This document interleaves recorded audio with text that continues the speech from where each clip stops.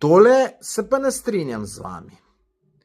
V Jugoslaviji, torej v času komunizma, se je rodilo veliko več Slovencev, kot se jih rodi danes, in je število Slovencev naraščalo.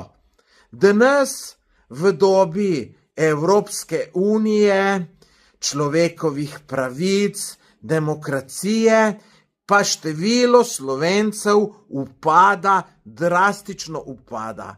Prebral sem en podatek, da se leta 2025 rodilo najmanj otrok v zadnjih 100 letih.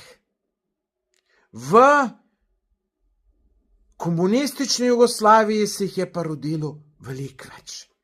In Slovencev ne bo pokopala Jugoslavija pa komunizem, ampak jih bo pokopala Evropska unija, človekove pravice, demokracija, ker nam hočejo vcepiti neke trapaste vrednote, hočejo nas odvrniti od tradicionalne družine, hočejo nam povedati, da je otroke brez veze imeti in delajo vse na tem, da narod postaja čedalje bolj neumen in tako Slovenci polahko izumiramo.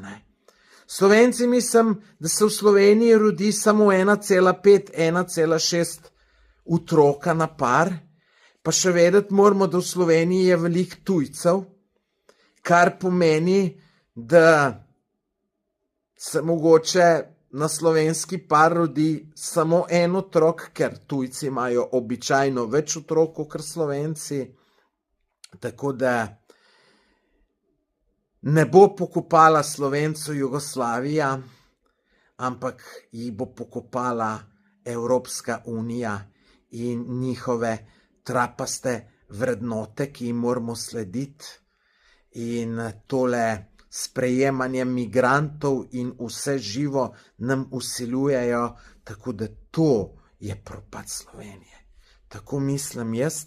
V demokraciji imam pravico do svojega mnenja, me pa zelo zanima, dragi gledalci, kaj mislite vi. Dajte lepo prosim, napišite v komentar, ker me res zanima. Pa stisnite en všeček, pa tle dol imate tale video zanimiv, imate link, pa si ga pogledajte, da boste videli, zakaj me ljudje tako grdo obsojajo za neke brezvezne stvari.